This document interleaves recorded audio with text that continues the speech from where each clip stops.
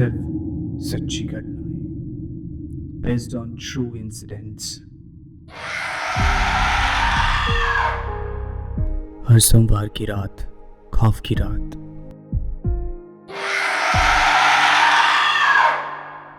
Hello and welcome everyone. अब सभी को मेरे हॉरर चैनल पे स्वागत है।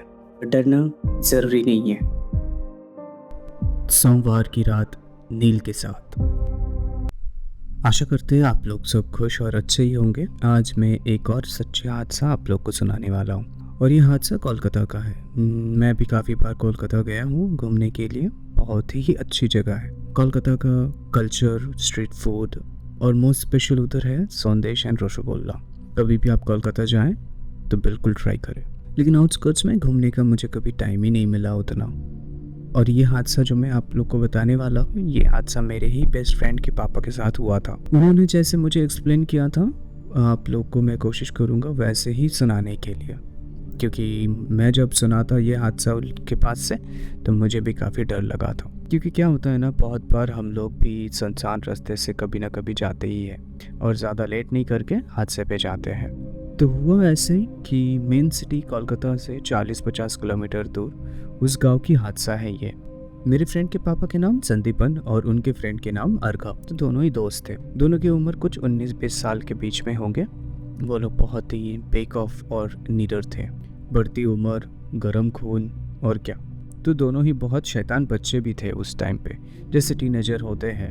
ये इंसिडेंट आज से 32 साल पहले की है, साल 1993 के।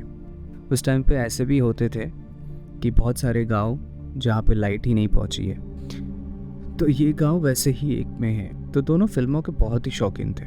जब भी कभी नया फिल्म लगता था तो दोनों ही एक साथ फिल्म देखने चले जाते थे। और ज़्यादातर ये लोग नाइट शो ही प्रेफर करते थे, क्योंकि रात के 8 बजे का शो होता था और 10:30 बजे तक ख़त्म भी हो जाता था। सोचिए, आज से 30-32 साल पहले फिल्म देखने के लिए कहाँ नहीं जाना पड़ता था। कभी ट्रेन पकड़ के जाना होता था तो कभी पैदल जाना होता था। और अभी के टाइम में तो हर जगह पे एक मल्टीप्लेक्स और एक सिनेमा हॉल है। खैर, तो फिल्म ख़त्म होते ही दोनों फिर ट्रेन पकड़ के घर भी वापस चले जाते थे, क्योंकि जिधर उन लोग रहते थे उधर से सिनेमा हॉल काफ़ी दूर था।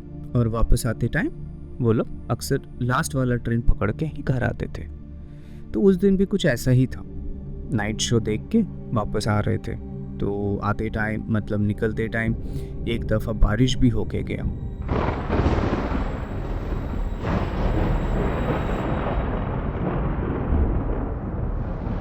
और बंगाल में अक्सर क्या होता है कि गरज के साथ ही बारिश होता है। तो संदीपन और अर्घा दोनों दौड़ के स्टेशन पहुंचते हैं।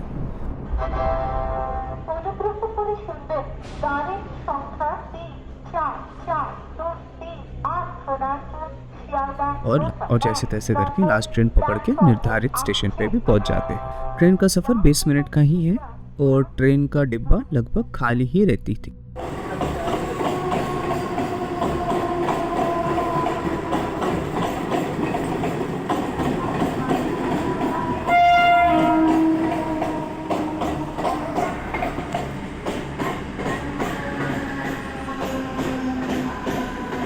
दोनों ही आजू बाजू रहते थे, तो दोनों ही ट्रेन से उतर के पैदल जाने लगते हैं घर की तरफ। तभी बारिश भी बंद हो गया, लेकिन बिजली चमक रहा था और साथ में थोड़ा बहुत तेज़ हवा भी दे रहा था। चल जल्दी चल, हम लोग बहुत लेट हो गए हैं। हाँ, आज घर जाके डांट मिलेगी, पक्का डांट मिलेगी।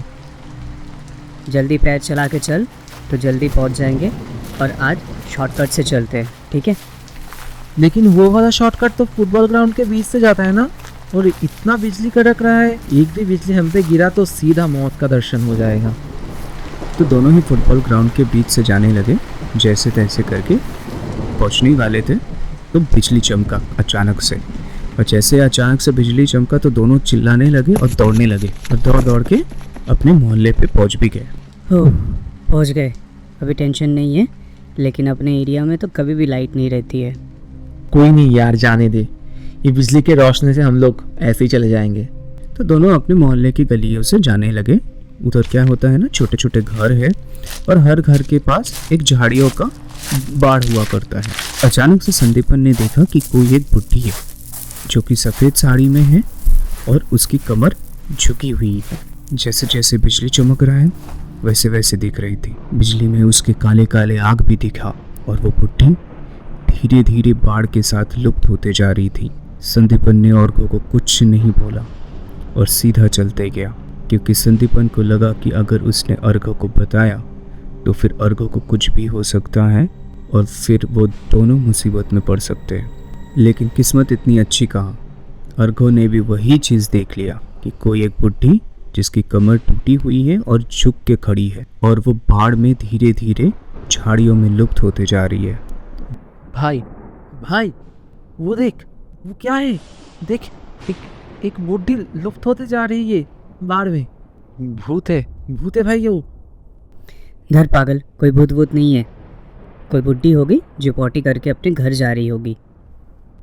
नहीं, वो इंसान नहीं है। अगर इंसान होता तो ऐसे हवा में लुप्त कैसे होती? भूत ही है भाई, यकीन कर मेरा। जो भी, जल्दी भाग। तो दोनों दौड़ने लगे।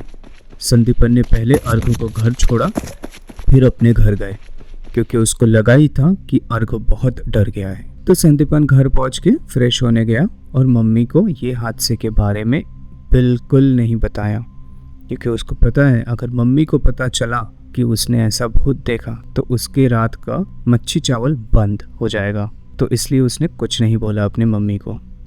तो डिनर के बाद संदीपन ने मम्मी को बताया कि ऐसे ऐसे उसने देखा है कि एक बुढ़ी थी जो सफ़ेद साड़ी में और वो झुक के खड़ी थी और वो धीरे धीरे बाढ़ में लुप्त भी हो जा रही थी। तो ये सुन के उसकी मम्मी बोली, पहले क्यों नहीं बताया तुमने कि तुमने भूत देखा?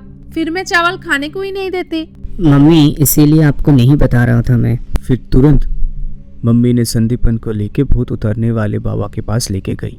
फिर उधर जाकर झाड़ फूक करवा के संदीपन को घर वापस लेके आया। उस रात को अपने दोस्त की चिंता में संदीपन को थोड़ा सा भी नींद नहीं आया। अगले दिन सुबह होते ही संदीपन जल्दी उठ के अर्घा का घर गया और उधर जाके देखा अर्घा को बहुत तेज बुखार है। अर्घा के मम्मी ने पूछी, कल रात आते टाइम तुम लोग बारिश में भीगे थे क्या? नहीं आंटी, ऐसा कुछ नहीं है। वो हम लोग वापस आते टाइम भूत देखे थे। एक बुढ़ी थी और वो शायद बुढ़ी की भूत ही होगी। क्या? ये तो मुझे कल रात को कुछ नहीं बताया। घर आया, खाना खा के सो गया। पता होता तो कल रात को ही मैं भूत उतारने वाले के पास लेके जाती। तो चलिए अभी तुरंत लेके चलते अर्घो को।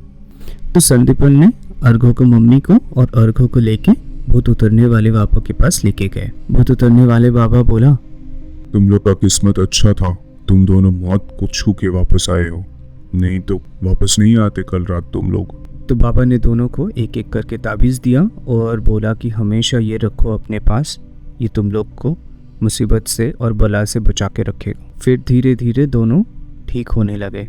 तो ये था एक सच्ची हादसा जो मेरे फ्रेंड के पापा के साथ हुआ था। और अंकल को तो अभी भी वैसे रास्ते से आना जाना करना ही पड़ता है, लेकिन अभी भी वो डरते हैं वो वाला गली में जाने से। काफ़ी बार उनसे मिला हूँ, बहुत ही अच्छे आदमी हैं वो, सही में बहुत अच्छे आदमी हैं, बहुत ही केयरिंग हैं, बहुत ही मतलब मैं जब जाता हूँ तो मेरे लिए बहुत कुछ खाने को लेके आते हैं और बहुत अच्छे बात भी करते हैं। तो जब भी मैं कोलकाता जाता हूँ तो बिल्कुल उनसे मिल के ही आता हूँ मैं। आशा करते हैं आप लोग को ये सच्ची घटना पसंद आया है और मुझे ये भी पता है आप लोग के साथ भी कभी ना कभी कहीं ना कहीं पे ऐसा हादसा ज़रूर हुआ है।